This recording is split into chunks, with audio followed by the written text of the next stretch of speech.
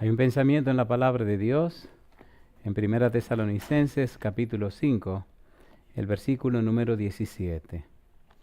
1 Tesalonicenses capítulo 5, a versículo 17, la palabra de Dios dice: orad sin cesar. ¿Podemos estar en pie para orar? Querido Padre Celestial, gracias por estar con nosotros en este lugar. Gracias por la compañía de los ángeles y gracias por la presencia y la dirección del Espíritu Santo. Gracias, Señor, por el alto honor y el santo privilegio de presentarnos ante usted para alabar su nombre y para adorarle en espíritu y en verdad. En esta hora, Dios, rogamos que el Espíritu Santo descanse sobre cada una de las personas que escuchan este mensaje. Bendiga a los presentes, pero bendiga también a todos aquellos que nos siguen a través de la radio, la internet o la televisión. Donde quiera que se encuentren, que el Espíritu Santo pueda tocar sus vidas y cambiar sus corazones. Haga posible, Señor, en esta hora, que el Espíritu Santo nos traiga palabra de vida para la vida eterna. Que no recibamos palabra de hombre, pero la palabra de Jehová que vive y permanece para siempre. Lo pedimos, Señor, en el nombre de Jesús. Amén. Durante estos días hemos hablado acerca de para qué orar, hemos hablado acerca de qué es orar, hemos hablado acerca de cómo orar. ¿Qué es orar? Decíamos que orar es un estilo de vida, es una forma de ser, es una cultura de pensamiento, es una manera de vivir. Hablamos de cómo orar y explicamos que cómo orar permaneciendo en Cristo y permaneciendo en su palabra. Y ahora nos toca hablar de cuándo orar. ¿Cuándo orar? ¿Cuándo debemos orar? Recuerde que si orar es un estilo de vida, si orar tiene que ver con una cultura de pensamiento, si cómo orar significa permanecer en Cristo en su palabra, entonces, ¿cuándo hacer eso? Si usted lo mira, en el versículo 17 de 1 Tesalonicenses capítulo 5 dice, orad ¿cómo? Sin cesar. ¿Por qué orad sin cesar? Porque usted está existiendo. Su estilo de vida, su manera de ser, si usted va o usted viene, esa es su vida. ¿Cuándo se ora sin cesar? Cuando usted vive, porque su vida es una oración, ¿sí o no? A ver, ¿sí o no? Entonces, ese es el punto, orad sin cesar. Sin embargo, mire usted lo que dice la Biblia. En el libro de Salmos, capítulo 55, el versículo número 17 dice, tarde y mañana y a mediodía oraré y clamaré. ¿Y qué dice? Y Él oirá mi voz. ¿Qué está recomendando la Biblia? Dice número 1, tarde y mañana y a mediodía. ¿Cuándo debemos orar? Aunque nuestra vida es una oración, aunque nuestra vida es un estilo de vida, aunque nuestra vida y orar es la vida que vivimos, sin embargo, hay momentos oportunos y específicos para el acto de la oración. ¿Qué es orar? Un estilo de vida. ¿Cómo orar? Permaneciendo en Cristo y en su palabra. ¿Cuándo orar? Y aquí viene lo interesante. Pregunta número 1. ¿Está recomendando la Biblia aquí que tarde y mañana a mediodía debemos orar? A ver, ¿sí o no? En el libro de Daniel, capítulo número 6, versículo 18, ¿qué hacía Daniel? Daniel capítulo 6, versículo 10. Leamos este versículo. Dice Daniel 6:10, cuando Daniel supo que el edicto había sido firmado, entró en su casa y abiertas las ventanas de su cámara que daban hacia Jerusalén, se arrodillaba, como dice la Biblia, 3 veces al día. ¿Y qué hacía? Y oraba y daba gracias delante de su Dios como lo solía hacer antes. ¿Cuántas veces oraba Daniel? 3 veces. Hacía 3 actos de oración. Recuerde, orar es un estilo de vida, pero practicar la oración tiene que ser en un momento específico y especial. ¿Cuándo lo hacía Daniel? 3 veces al día. ¿Qué recomienda la Biblia en el Salmo 55? En la mañana, al mediodía y en la tarde. Aunque tu vida es una oración constante, pero hay momentos, hay tiempos para la oración, que es el acto de orar. Cuando leemos en la Biblia en Efesios capítulo 6, versículo 18, dice que debemos orar, ¿cómo dice la Biblia? Orando en todo tiempo. ¿Orando cómo dice? En todo tiempo. No hay momento, no hay lugar ni circunstancias que no se presten para orar. No importa que usted esté contento o esté triste, esté arriba o abajo. No importa el lugar. Usted puede orar en todo tiempo. ¿Es así o no es así? ¿Es así o no es así? Recuerde que orar es hablar con Dios como si se tratara con un amigo.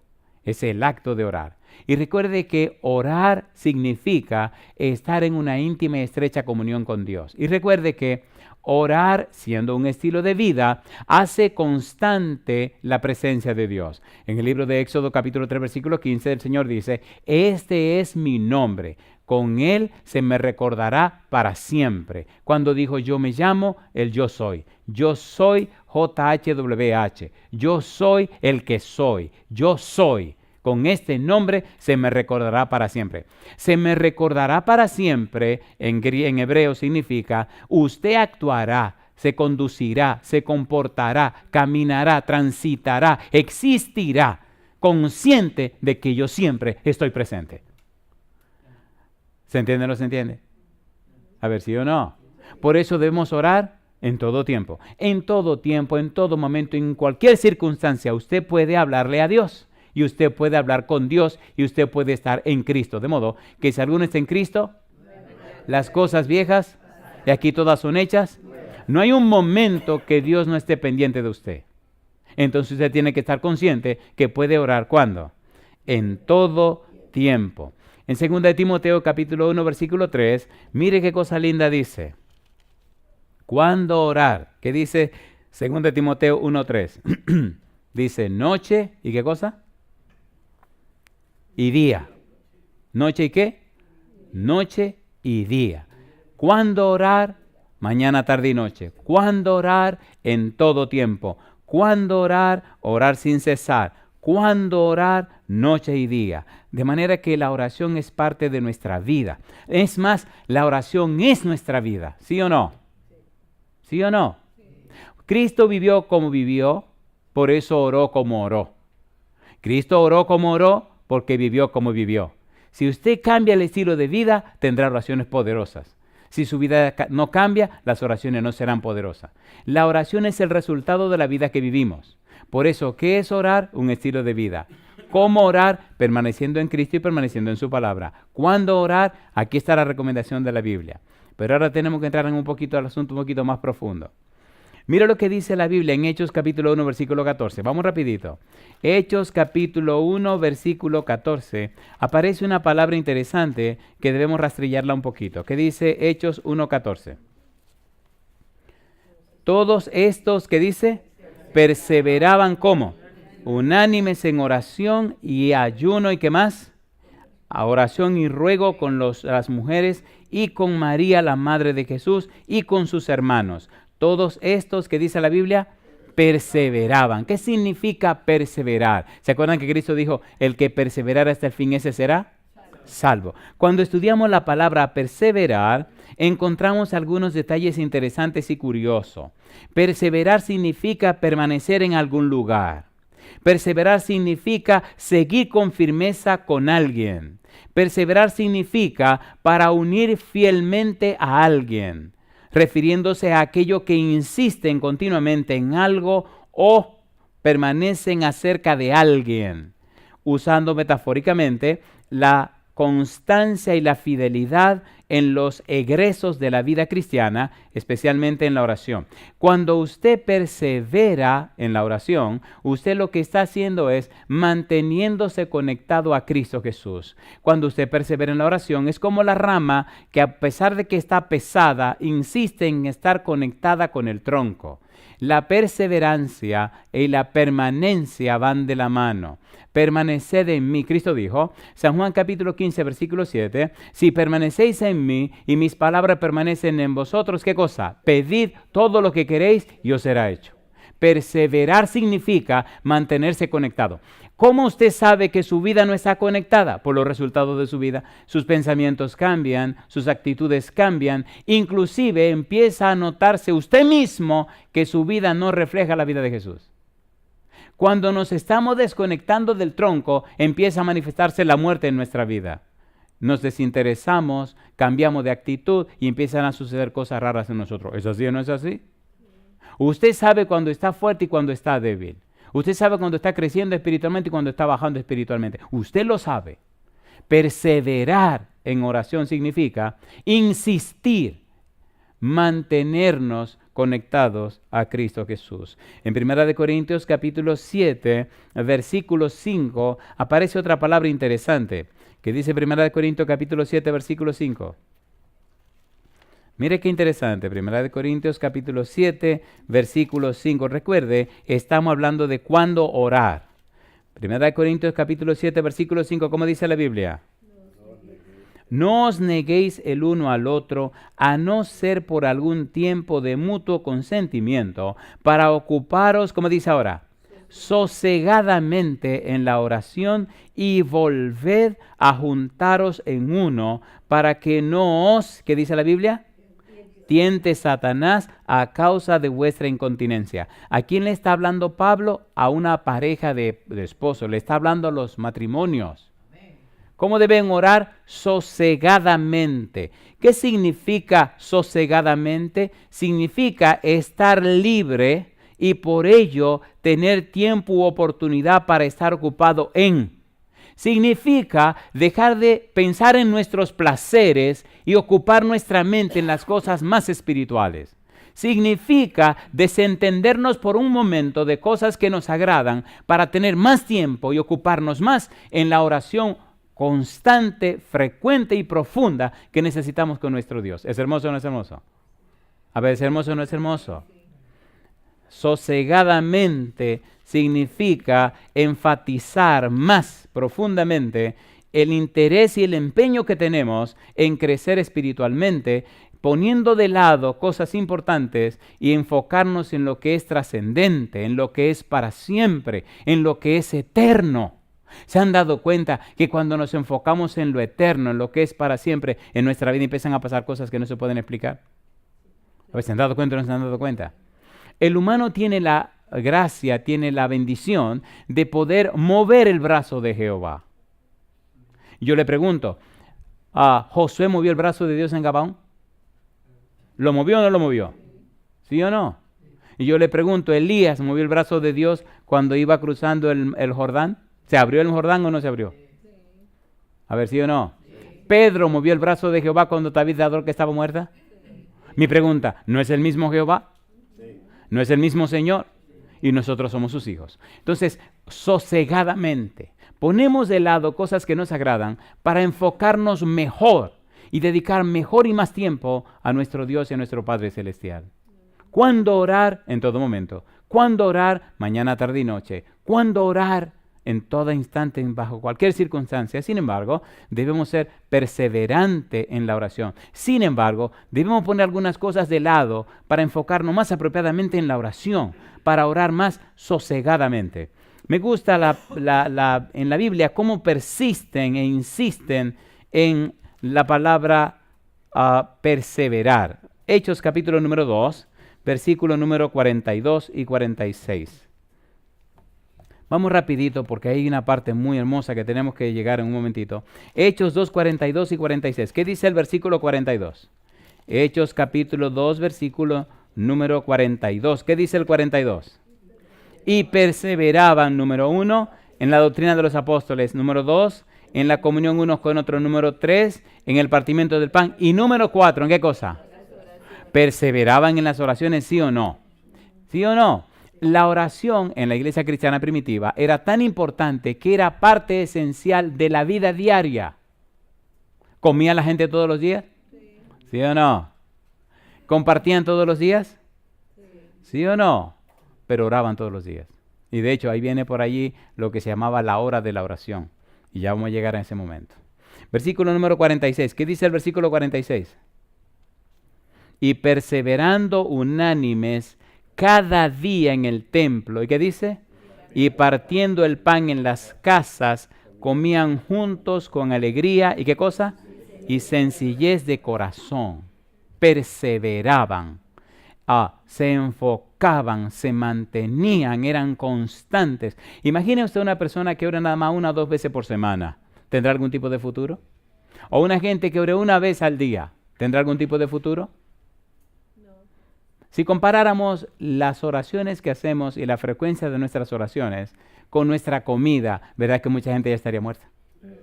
¿Sí o no? Creo que sí. De manera que cuando orar en todo momento, cuando orar mañana, tarde y noche, cuando orar noche y día, cuando orar, la Biblia establece que la vida debe ser una constante oración. Santiago capítulo 5, versículo 13 y 14. ¿Cuándo orar? ¿Cuáles son las circunstancias? ¿Cuáles circunstancias nos deberían motivar a orar? Mire lo que dice Santiago.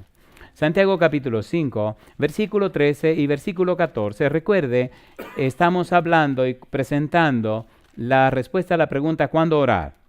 Santiago capítulo número 5, versículo 13. ¿Qué dice el versículo 13 y 14? Santiago capítulo 5, versículo 13 dice, ¿está alguno entre vosotros cómo? Afligido. ¿Qué debe hacer? Haga oración. ¿Está alguno alegre? ¿Qué debe hacer? Cante alabanzas. ¿Está alguno enfermo entre vosotros? ¿Qué debe hacer? Llame a los ancianos de la iglesia y oren por él, ungiéndole con aceite en el nombre del Señor. ¿Y qué cosa? Y la oración de fe salvará al enfermo, y el Señor lo levantará. Y si tuviera cometido pecados, le serán perdonados. ¿Qué cosa hará eso? Dice la oración de fe. ¿Qué lo hará? La oración de fe. ¿Qué hará esas cosas? La oración de fe. ¿Qué hará eso? La oración de fe. Versículo número 15 que dice, y la oración de fe salvará al enfermo. Alabado sea el nombre de Dios. Usted está afligido, ore. Usted está enfermo, llame a los ancianos que oren por usted también. ¿Cuándo orar? Cuando usted esté afligido. ¿Cuándo orar? Cuando usted esté enfermo. ¿Cuándo orar? Y cuando está alegre también. ¿No deberíamos darle gracias a Dios por las bendiciones que nos ha dado? A ver, ¿sí o no? Si nos ponemos a orar cuando estamos afligidos u oramos cuando estamos enfermos, ¿deberíamos hacer oraciones especiales cuando Dios nos bendice también? ¿No le parece? ¿Cuándo orar? Cuando estamos contentos, cuando estamos felices, cuando estamos alegres. ¿Qué va a hacer? Voy a orar al Señor. ¿A orar? Sí. ¿Y por qué? Mira todas las bendiciones que me ha dado. ¿Recuerdan cuando Cristo limpió a 10 leprosos? Que vino uno donde Cristo Jesús. Y Cristo lo miró y le dijo, ven acá, pero ¿y no fueron 10? Cosa linda, mamá. ¿Y no fueron 10? Sí, ¿y los otros 9 dónde están? Solo este extranjero vino. ¿Qué, de dónde era ese extranjero? Un samaritano. Y los otros 9 que hicieron, lo limpiaron y salieron corriendo. ¿Está pendiente Dios de nuestras actitudes, sí o no?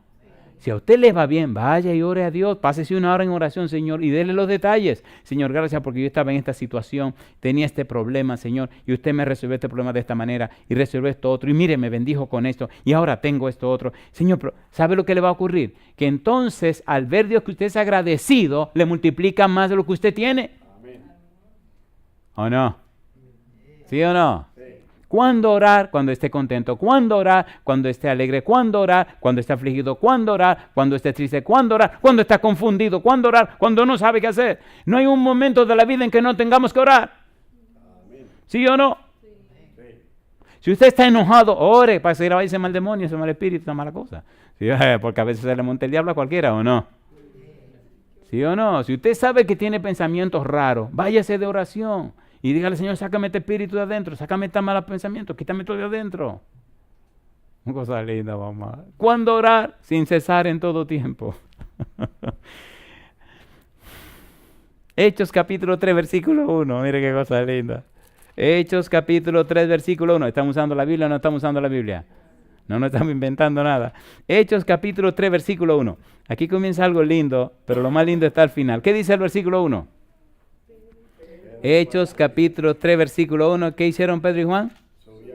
Dice, Pedro y Juan subían juntos al templo a la hora novena, la de la oración. ¿Cuál es la hora novena? Contemos desde las 6 de la mañana. De 6 de la mañana a 12 del mediodía, ¿cuántas horas son? 6. ¿Y de 12 del mediodía a 3 de la tarde? Son 9. ¿Cuál es la hora novena? Las 3 de la tarde. ¿Cuál era la hora de la oración? Las 3 de la tarde. ¿A dónde iban Pedro y Juan a esa hora? Al templo. ¿A qué iban? A orar. ¿Por qué la hora de qué? De la oración. ¿Cuál es tu hora de oración? Escoge en el día una hora de oración que sea su hora de oración. Si quiere a las 3, a las 3. Si quiere a las 5 de la mañana, amén. Si quiere a las 3, a la hora que usted le dé la gana. Pero busque una hora del día que sea su hora de oración. Su hora de poder. ¿Estará Dios pendiente de su oración? A ver, ¿sí o no? La hora de la oración. Hechos capítulo 10, versículo 1 al 6. ¿Qué dice Hechos capítulo 10, versículo 1 al 6? ¿Cuándo orar? En todo tiempo. Hechos capítulo 10, versículo 1. ¿Qué dice el versículo 1? Esta es una historia lindísima. Había en Cesarea un hombre llamado ¿cómo? Cornelio, centurión de la compañía llamada ¿cómo?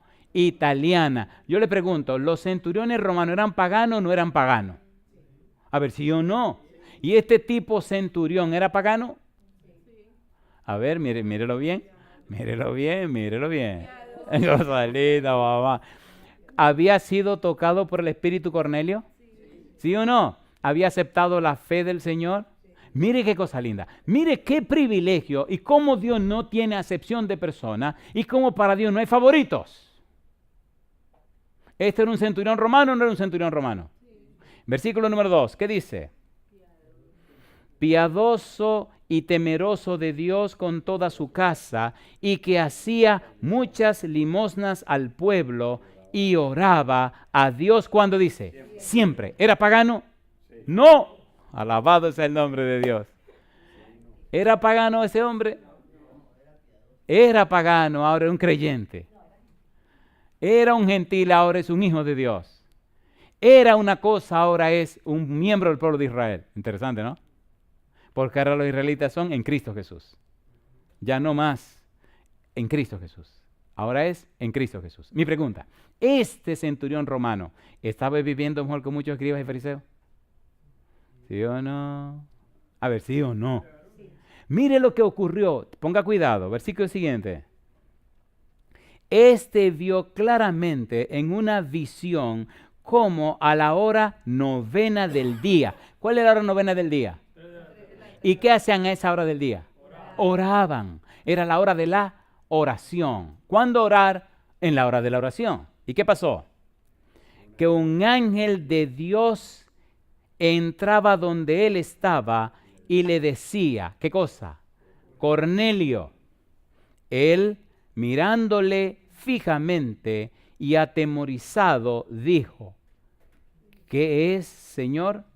Y le dijo, tus oraciones y tus limosnas han subido para memoria delante de Dios. Alabado sea el nombre de Dios.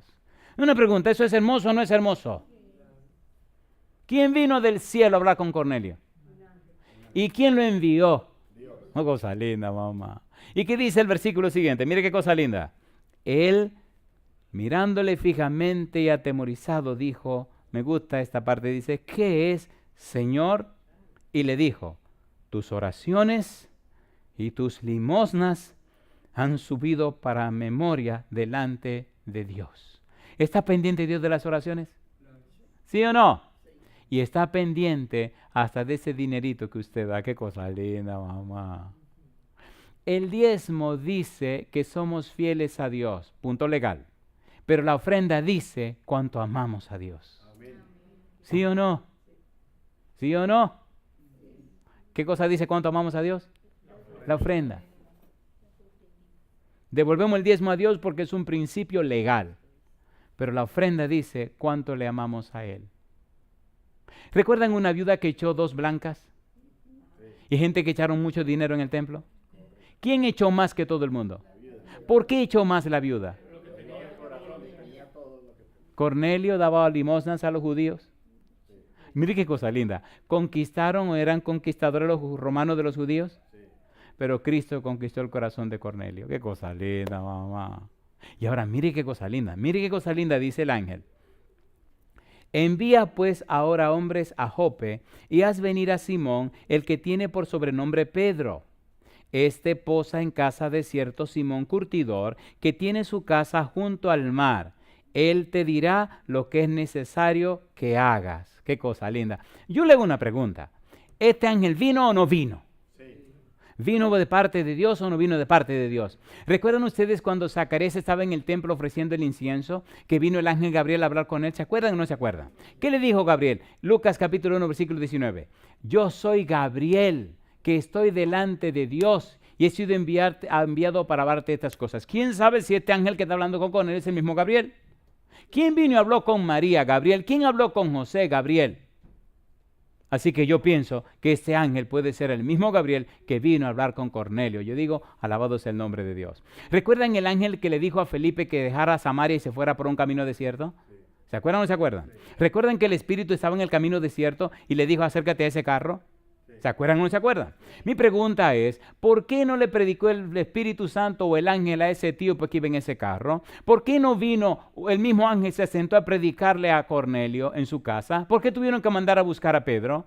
¿Por qué tienen que buscarlo a usted? ¿Es hermoso o no es hermoso? ¿Somos privilegiados o no somos privilegiados? A ver, ¿sí o no?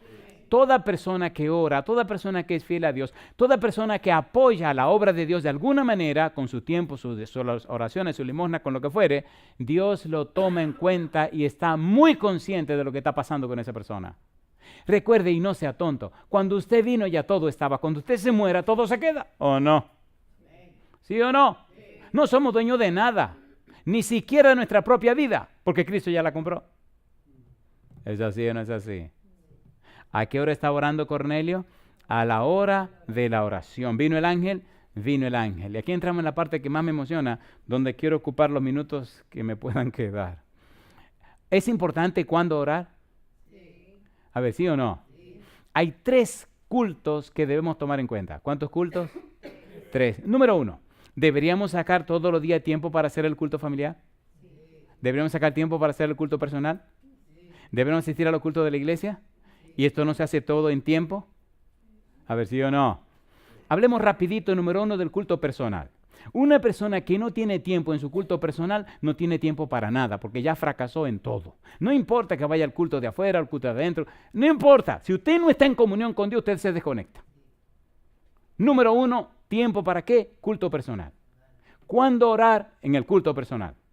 ¿Cuándo orar? En el culto familiar. ¿Cuándo orar? En el culto de la iglesia. Usted puede ir a todos los cultos de la iglesia, puede hacer todo el culto de la familia, pero si usted no tiene su culto personal, usted se está muriendo. ¿No han visto ustedes ramas que están conectadas a los árboles que tienen la mitad viva y la mitad muerta? ¿La han visto o no la han visto? Y se le ve así, después se le va secando el corazón hasta que la rama se seca completa. ¿Sí o no? Cuando usted no tiene culto personal, sus ramas se están muriendo, compadre. Las hojitas empiezan a ponerse raras, en un lado se ven todas hermosas, pero por abajo se le ve como que se está muriendo y se va muriendo hasta que la rama hay que cortarla. Revise su culto personal cada día. Necesita tomar tiempo cada día a solas con Jesús para estudiar la Biblia y orar fervientemente. Cuando usted lo hace un hábito, cuando lo hace frecuentemente, el Espíritu le inspira a predicar el Evangelio a otra persona. Cuando usted no siente interés por la salvación de los demás, cuando usted no le importa la salvación de los demás, cuando no tiene ningún empeño en que nosotros se salven, significa que su culto familiar está pobre. Usted no tiene conexión, se está desconectando. Usted se está muriendo, compadre. Número 1, culto ¿cómo? Personal. Hay mucho que decir ahí. Cuando usted sale de la presencia de Dios, como dice Pablo, cuando usted pelea la batalla de la vida, usted tiene éxito en la batalla de la fe, usted tiene éxito en la batalla de la vida. La batalla de la fe la pelea usted. Dios no pelea eso. Es usted que le toca pelear. Le toca a usted esforzarse por tomar tiempo para estar en comunión con Dios. ¿Sí o no? A ver, ¿sí o no? Dios no va a hacer el culto por usted. Dios sí le promete que si usted saca tiempo para estar con Él, entonces Él va a tener tiempo para defenderle cuando usted salga a la pelea de la vida. Amén. No hay diablo ni hay nadie que lo pueda destruir si usted primero pasó tiempo con el Señor. ¿Entendieron eso? ¿Cuándo orar? Culto familiar personal. Saque ese tiempo. ¿Cuántas horas tiene un día? Y si usted divide un día en 3 secciones, ¿de cuántas secciones son cada una de las secciones? 8. 8 horas para trabajar, 8 horas para dormir y 8 horas para las otras cosas. Y de esas 8 horas, ¿cuántas le corresponderían a Dios? Bueno, saque un 10%, vamos a hacer 2 horas 40 minutos. ¿Le dedica usted todos los días 2 horas 40 minutos al Señor? Ah, que no tengo tiempo. Muérase y va a tener todo el tiempo del mundo. Mire a ver, la gente no tiene tiempo hasta que se muere. ¡Qué tontería! Ah, que no puedo hacer ejercicio porque no tengo tiempo. No puedo hacer culto personal porque no tengo tiempo. No, está bien. Espérate que lo tuyo viene. Se enferman y después en una cama con la 4 llantas para arriba. ¿Y ahora tiene tiempo o no tiene tiempo? O sea, no sea bobo. Cuide su salud física, su salud mental, su salud emocional, su salud espiritual, su salud social. Cuide su salud. Si usted no está en salud, usted no sirve para nada. ¿Sí o no? ¿Sí o no? Cuídese usted primero. Cuídese usted primero. Culto personal. Hay mucho que decir del culto personal. Hay tantas cosas lindas que decir. Ahora, una pregunta le hago. ¿Verdad que mientras más estudiamos lo de la oración, más hermosa se pone la cosa? A ver, ¿sí o no? ¿Le gusta a usted este asunto de la oración o no le gusta? Yo le voy a ser honesto. Mi vida ha sido esta cuestión de oración. Y ahí sí no hubiera oración, compadre. Hace tiempo que el negro este estuviera instalado. ¿Quién sabe en qué cementerio lo hubieran tirado, lo hubieran dejado? Pero hace mucho rato. Gracias a Dios por la oración, porque la oración nos conecta con Dios y Dios puede hacer maravillas en la vida de sus hijos. Bueno, sigamos. Número 1, culto personal. Número 2, culto familiar. Aquí está la parte, esta es una parte que a mí me emociona y por eso quise resumir por amor a todos los que nos siguen. Hay mucha gente que, número 1, no sabe cómo hacer el culto familiar y quieren algunas ideas, ¿o no? ¿Cuándo orar en su culto personal? ¿Cuándo orar en el culto familiar? ¿Cuándo orar en el culto de la iglesia? Pero de los tres cultos, el personal, el familiar y el de la iglesia, perdonen, a mí me emociona el de la familia, porque mi vida es, mi culto personal, eso ahí no hay ningún, pero todos los días estar con mi familia y hacer el culto en casa, a mí eso me apasiona. Aunque cuando usted canta con ellos por la mañana, a veces están más durmiendo que despiertos, no me importa, pero hay que cantar. ¿Se entiende o no se entiende? Mire qué cosa linda, la hora del culto familiar. Hay un libro que se llama Joyas de los Testimonios, tomo 2, páginas 133, 134. Pero hay un libro que se llama Conducción del Niño, página 493. Le recomiendo que consiga ese libro, La Conducción del Niño. ¿Cómo se llama? ¿Cómo se llama? La Conducción del Niño. Si usted tiene hijos, consiga ese libro. Si usted no tiene hijos, consiga ese libro. Si piensa tener hijos, consiga ese libro. Si no piensa tener hijos, consiga ese libro. ¿Cómo se llama? La Conducción del Niño. Oiga lo que dice. A los hijos se les debe enseñar a respetar la hora de la oración. Se debe exigir que se levanten por la mañana para estar presentes en el culto familiar. Hay un hombre que se llama Basilides. Recuerdo que tenía un hijo y 2 hijas.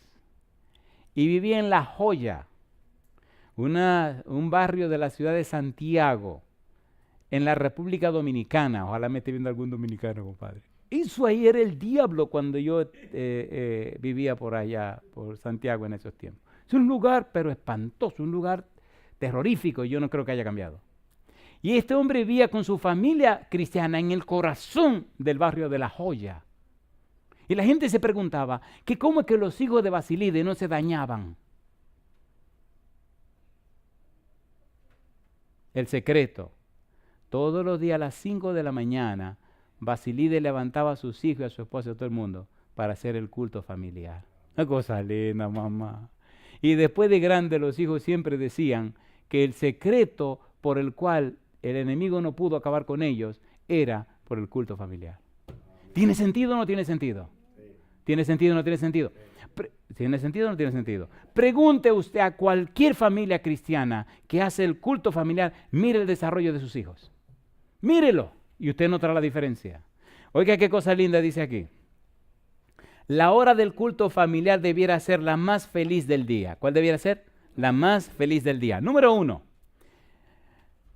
Cuidad de que la lectura de las Escrituras sea bien escogida y sencilla. ¿Sea cómo? Bien escogida y sencilla. No le complique la jugada a los muchachos. En mi casa, toda la historia de mis hijos, toda la historia de mi familia, leímos un solo matinal. Interesante, ¿no? Y todavía me gusta tanto ese matinal que todavía lo leemos. Se llama La maravillosa gracia de Dios. Mis hijos entendieron y aprendieron que todo es por la gracia de Dios. Nunca merecemos nada. Nunca merecemos nada. No importa que usted sea un santo. No importa que sea un ángel. Usted no merece nada.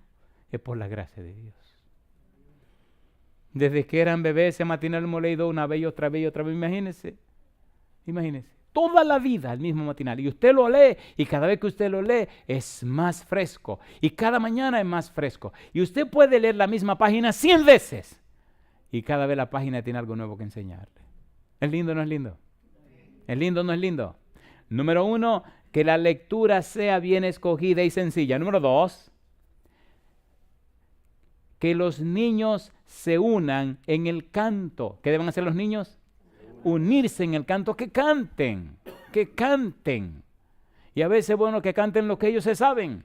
No le complique la jugada. Que canten. ¿Qué cosa dice? Que canten. ¿Qué cosa dice?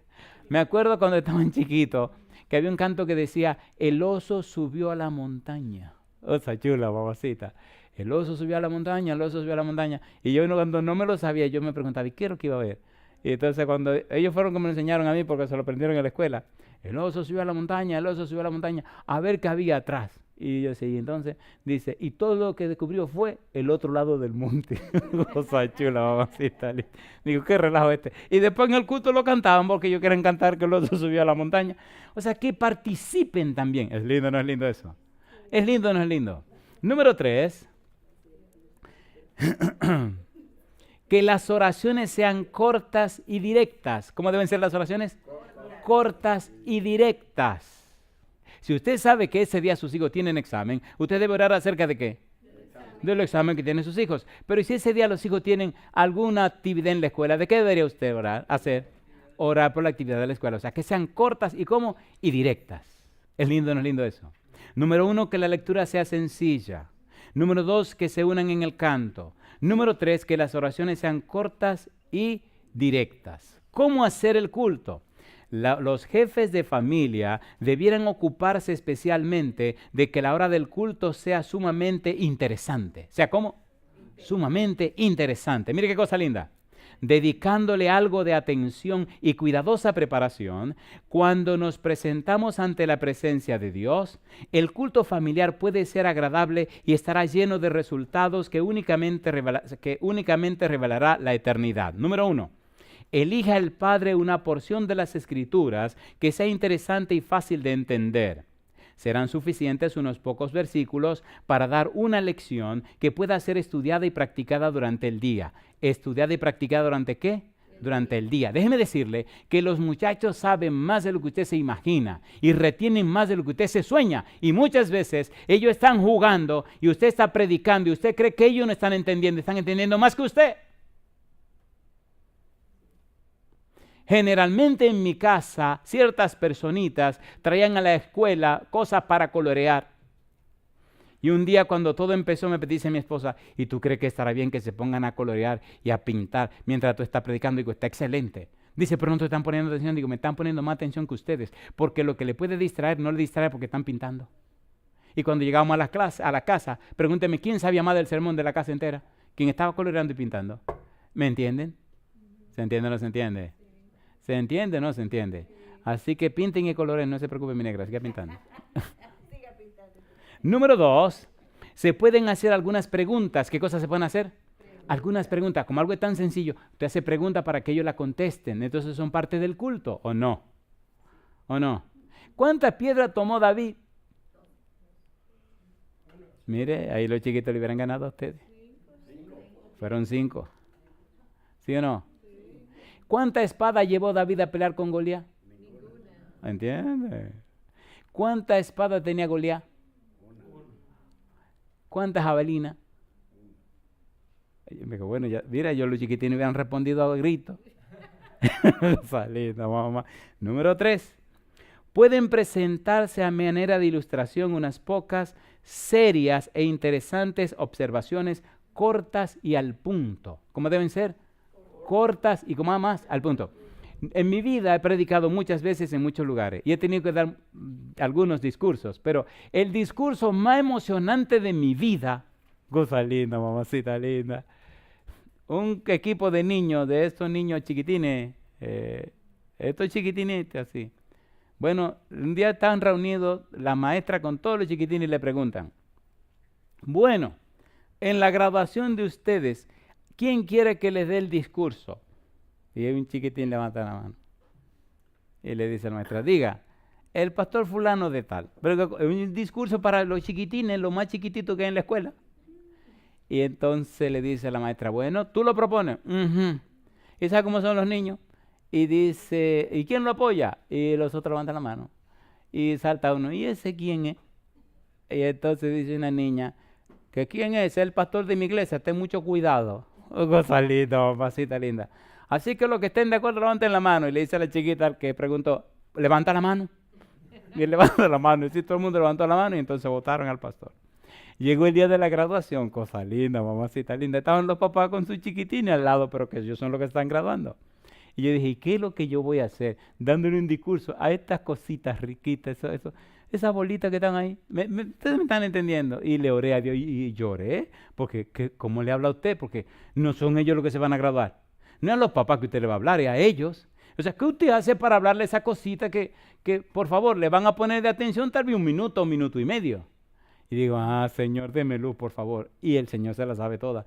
Me hizo componer una historia y en la historia ir sacando las lecciones. ¡Qué cosa rica, mamá! Mi discurso duró 7 minutos. Recuerdo que cuando los 7 minutos terminaron, el discurso terminó, una mamá de un niño estaba tan embebida con él, con la historia, con el niño en la mano, que nada más dijo ella cuando terminé, le dije, he dicho. Y cuando me voy dice ella, oh. Yo en la iglesia central, y ya terminó. Y dice el chiquitín, la chiquitina, qué sé yo, que tenía en los brazos, le dice, mamá, y ya se acabó. Y entonces los otros preguntaron, pero como que ya, o sea, los niñitos no tuvieron tiempo de distraerse porque la historia los captó. Y entonces las lecciones eran tan al punto y fue tan rápido que todo el mundo se quedó como esperando más. Y me dice la encargada, la directora de secundaria, ¿y no puede decir algo más? Digo, ya yo terminé. Así que fui y me senté. ¿Usted sabe lo estresante que hablarle a niñitos así? Mi pregunta, ¿se interesan ellos? Sí, entonces interéselo usted. Que la hora del culto no sea un suplicio ni un sacrificio, sino una bendición. Por favor, ¿se entiende lo que estoy tratando de decir? ¿Usted me entiende, por favor? ¿Es lindo el culto familiar? ¿Sí o no? Si usted ama a sus hijos, usted hará un culto familiar. Si usted no lo ama, usted no hará culto familiar. Y le garantizo una cosa, el resultado será desastroso. Se lo garantizo. Número 4. Por lo menos debieran cantarse unas pocas estrofas de un himno animado. ¿Un himno cómo? Salida, mamá. Pero usted le canta un himno de esos himnos que no son tan animados y ella tiene mucho sueño. Cuando usted va por mitad de himno, ¿dónde están los muchachos? Ya se fueron hace rato. Número 5. La oración debe elevarse corta y al punto. ¿Cómo dice la oración? Corta y al punto. Número 6. El que dirige en oración no debiera orar por todas las cosas, sino que debiera expresar sus necesidades con palabras sencillas y su alabanza a Dios con gratitud. Mi pregunta, ¿es hermoso hacer el culto familiar interesante, sí o no? A ver, ¿sí o no? En el pueblo de Israel, en el antiguo Israel, en el servicio del santuario, se hacía un sacrificio matutino y un sacrificio vespertino. Él se llamaba el continuo sacrificio. Un sacrificio a las 9 de la mañana, un sacrificio a las 3 de la tarde. La idea era que siempre hubiera algo quemándose en el altar. Eso era lo continuo. El de las 9 estaba quemándose hasta las 3, el de las 3 se quemaba hasta el otro día por la mañana y siempre había un sacrificio continuo. Eso hablaba o representaba la intercesión de Cristo en nuestro favor en el santuario celestial. Anunciaba que Cristo siempre intercede por nosotros. ¿Se entiende lo que estoy diciendo? ¿Se entiende o no se entiende? Al pasar el tiempo, entonces, mire qué cosa linda. Este ejemplo, este modelo, reflejó lo que sería en el futuro la experiencia familiar. El culto matutino, el sacrificio matutino, el sacrificio vespertino, anunciaba lo que sería la experiencia del cristiano. Y aquí tengo un par de citas que quiero leer. Dice esta cita, las horas designadas para el sacrificio matutino y vespertino se consideraban sagradas y llegaron a observarse como momentos dedicados al culto por toda la nación judía. Y cuando en tiempos posteriores los judíos fueron esparcidos como cautivos en distintos países, aún entonces a la hora indicada dirigían el rostro hacia Jerusalén y ofrecían sus peticiones al Dios de Israel. En esta costumbre, los cristianos tienen un ejemplo para su oración matutina y vespertina. Si bien Dios condena la mera ejecución de ceremonias que carezcan del espíritu de adoración, mira con gran satisfacción a quienes lo aman y se postran mañana y tarde para pedir perdón por los pecados cometidos y las bendiciones necesarias. De manera que al hacer culto en la mañana y a reunir la familia en la tarde para orar, usted está repitiendo lo que se hacía en el santuario en la antigüedad, pero también está haciendo una bendición que recuerda lo que Cristo siempre hace por nosotros, intercede en nuestro favor.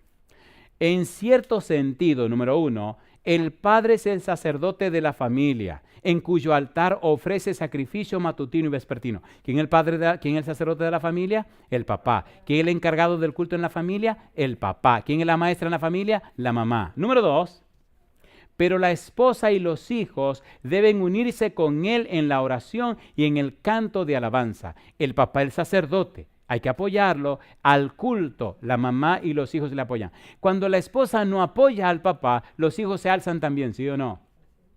¿Sí o no? Y ese hogar se convierte en un etcétera. Número 3, por la mañana, antes de irse a sus quehaceres cotidianos, reúna el padre a sus hijos en torno suyo y postrándose ante Dios, encomiéndenlos al cuidado del Padre Celestial. No se vaya de su casa sin orar por su familia. ¿Cuándo orar? En el culto personal. ¿Cuándo orar? En el culto familiar. No salga de su casa sin arrodillarse y presentar a su esposa y sus hijos delante de Dios. Si la mujer no quiere, preséntela. Si los hijos no quieren, preséntelo. Si se alzan, preséntelo. Que el diablo no los domine, caramba. ¿Sí o no? Número 4. Cuando hayan pasado los afanes del día, vuélvase a reunir la familia en oración de acción de gracias y en canto de alabanza para reconocer el cuidado divino del cual fue objeto durante el día. Muchísimas familias salen en la mañana y no regresan en la tarde. ¿Es así o no es así? O una parte regresa y otra parte no regresa. Hay historias que, bueno. Y número 3, el culto en la iglesia. ¿Como cristianos deberíamos venir al culto de la iglesia? ¿Sí o no? ¿Deberíamos participar de las oraciones en el culto de la iglesia? ¿Sí o no? Qué linda fue hoy, ¿verdad? La experiencia que tuvimos con la escuela sabática, el asunto de la oración. Mientras más se ora, se tiene más poder. Mientras menos se ora, hay menos poder. Y la vida refleja, como si fuera un termómetro, lo que uno es a través de la oración.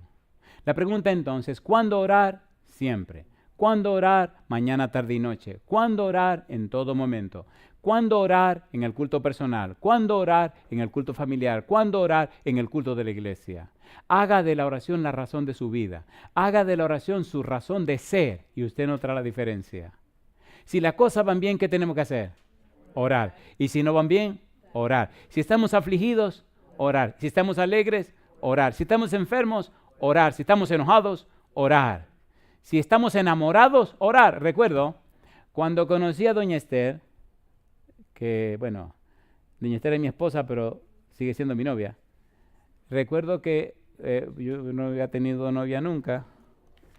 Y entonces, cuando empezamos el asunto del enamoramiento, yo regresé a mi casa riéndome de mí mismo, porque llegué a casa, miré a mi mamá miró y se rió, yo me reí también.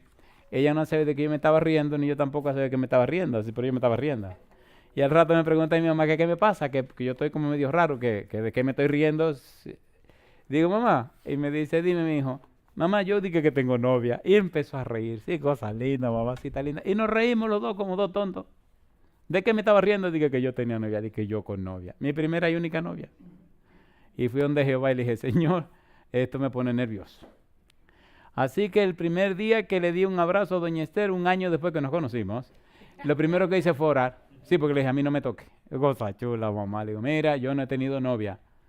No he tenido novia ni tiene nada que ver con ninguna mujer. Y he dicho que a la primera que yo le ponga la mano, con esa me caso. Perdone, yo vengo de la escuela vieja. Sigue siendo la escuela vieja, pero ya no soy tan joven. Así que Y la negra linda me dijo lo mismo. Y así nos pasamos un año conociéndonos, íbamos al culto juntos y todo. Y cuando pasó un año que ya entendimos que nos amábamos, ¿qué cree usted que fue lo primero que hicimos? Orar. ¿Valió la alegría orar? A ver, ¿sí o no?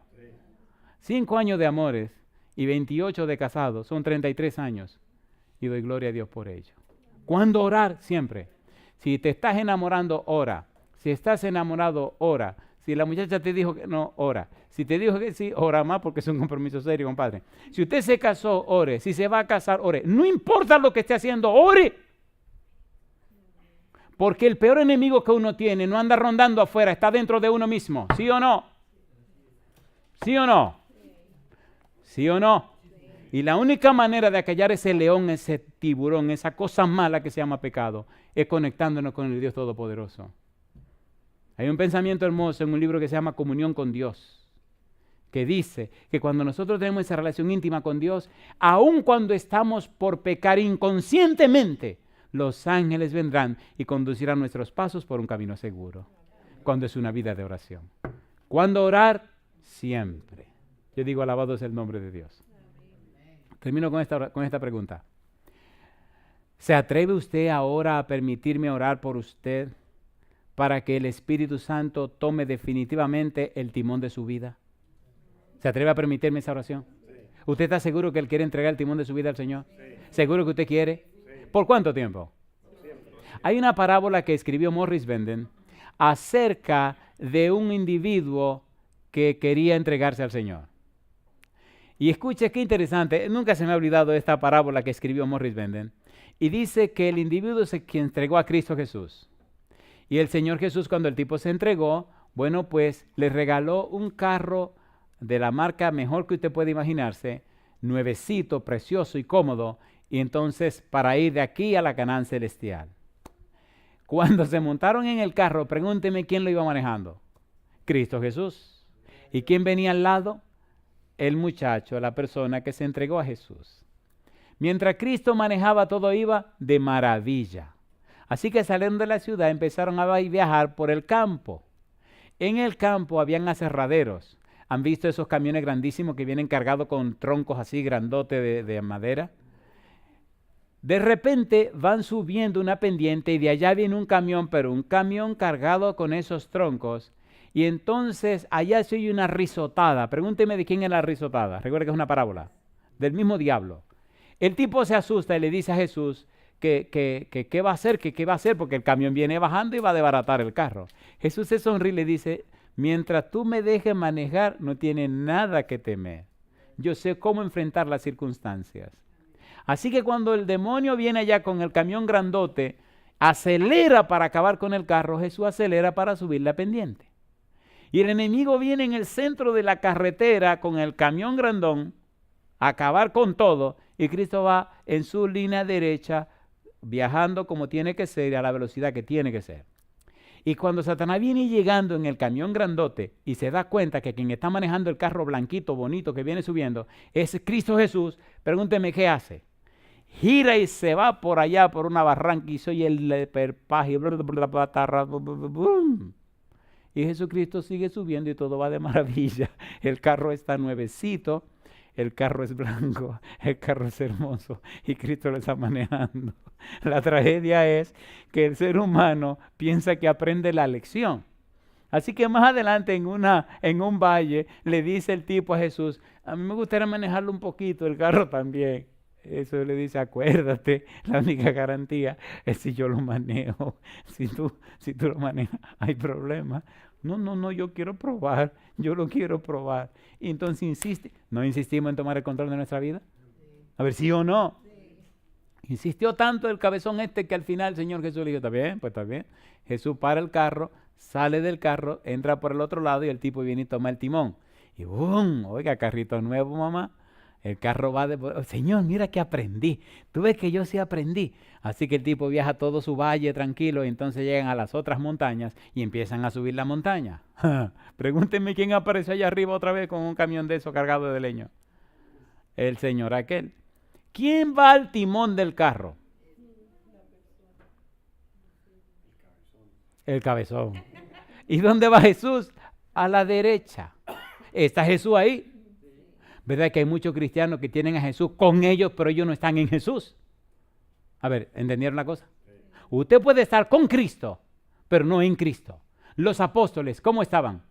Con Cristo, pero después del Espíritu Santo estaban en Cristo. ¿Pedro lo negó o no lo negó?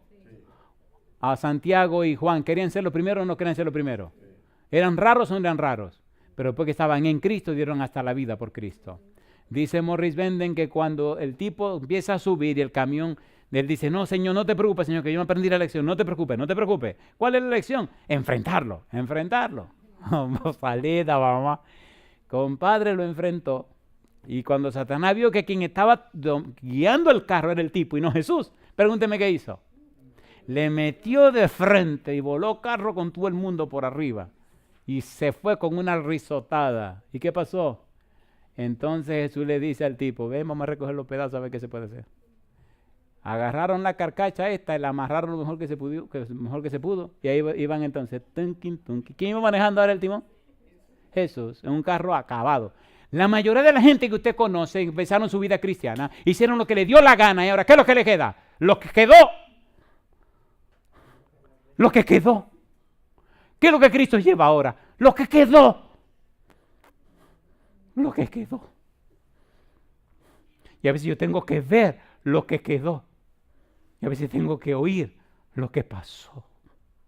Y me da un dolor tan grande. Gente que pudieron vivir unas vidas tan hermosas, tan limpias, tan especiales. Pero un día tomaron ellos el control de sus propias vidas. Se olvidaron de Jesús. Se olvidaron de todo. Y vivieron como le dio la gana. Y el demonio los acabó. Y ahora lo que quedó, se lo devolvieron a Jesús. ¿Qué hace Jesús? Toma lo que quedó. No me venga con el cuento que Cristo lo toma y lo... No. ¿Esto fue lo que quedó? Sí, pues vamos a trabajar con esto. ¿Es así o no es así? ¿Es así o no es así? Ni me quiero acordar el nombre de esa bendita mujer. Una cantante muy famosa que terminó con una sobredosis en un hotel. Empezó a cantar en la iglesia para la gloria de Dios. Y terminó por allá, por mojiganga de fama, de dinero. ¿Cuándo orar? En todo momento. ¿Cuándo orar? En cualquier circunstancia. ¿Cuándo orar? Siempre. ¿Cuándo orar? Siempre. ¿Cuándo orar? Siempre. Cuando menos cree el enemigo te está acechando. Cuando menos cree el enemigo te tiene una trampa maestra. Y cuando tú crees que te está yendo bien, ora más. Y si te está yendo bien, ora más. El humano no está preparado para manejar el éxito. ¿Sabían eso? ¿Sabían eso? ¿Sabían eso o no saben eso? Lea la Biblia y notará que la gente cuando le fue mejor fue cuando más bajo cayeron. Pregúntele a Salomón. Pregúntele a David. Pregúntele al rey Asa. Si te está yendo bien, ora más. Si te está yendo bien, saca más tiempo para orar. Si te está yendo bien, ten más cuidado, porque es donde tú eres más proclive a irte al hoyo. ¿Es así o no es así? ¿Es así o no es así? Y yo termino con la pregunta otra vez. ¿Me permite, pidamos a Dios que tome el control de su vida? ¿Está usted dispuesto a darle el control de su vida a Dios? Sí. Y que Dios le haga orar en cualquier momento y cualquier circunstancia. ¿Cuándo orar? Siempre. Podemos estar en pie para orar. Querido Dios, querido Padre Celestial, le damos el derecho legal, espiritual, para que usted dirija nuestros pensamientos, palabras y acciones, para que el Espíritu Santo nos inspire a orar en todo momento, en la mañana, en la tarde, en la noche, cuando las cosas van bien y cuando las cosas van mal, cuando estamos afligidos o cuando estamos alegres, cuando estamos enfermos o cuando estemos sanos. Que la oración, Señor, sea el aliento de nuestro ser. Que la oración nos acompañe en todo momento. Cuando nos enojamos, que oremos. Cuando estamos alegres, que oremos. Cuando nos va bien, que oremos. Cuando las cosas nos salen bien, que oremos. Que no haya un momento ni ninguna circunstancia donde no podamos orar. Señor, cuando estemos a punto de pecar, que oremos. Y aún, Señor, cuando caigamos en alguna tontería, Dios mío, que inmediatamente oremos para que mal espíritu nos suelte. Y como David clamemos, crea, oh Dios, un corazón nuevo y renueva un espíritu nuevo entre nosotros. Danos un corazón limpio. Que oremos en todo tiempo. Que mantengamos la comunión íntima con usted en todo momento. Que permanezcamos en Cristo y permanezcamos en su palabra. Y que la oración sea el aliento de nuestro ser. Que oremos en cada circunstancia. Señor, que se haga un hábito tan cotidiano, tan frecuente en nuestra vida, que ya el hecho de pensar sea una oración. Que compartamos con usted cada cosa de nuestra vida, de nuestra existencia. Si nos gusta una cosa, si queremos algo, ¿qué te parece, Señor? ¿Te parece bien que me compre esta camisa o me compro esta otra? ¿Qué piensa, Señor querido? ¿Cree que debo hacer esto o debo hacer esto otro? Padre amado, ¿cómo lo ve usted? O sea, que se convierta en algo cotidiano, frecuente, donde usted esté con nosotros en todo momento. Palabra de vida del gran Maestro nos dice que la oración trae a Jesús a nuestro lado y da al alma desfalleciente y perpleja nueva energía para vencer al mundo, a la carne y al demonio. La oración aparta los ataques de Satanás. Que oremos sin cesar. Padre Santo, lo pedimos en el nombre de Jesús. Amén, Señor.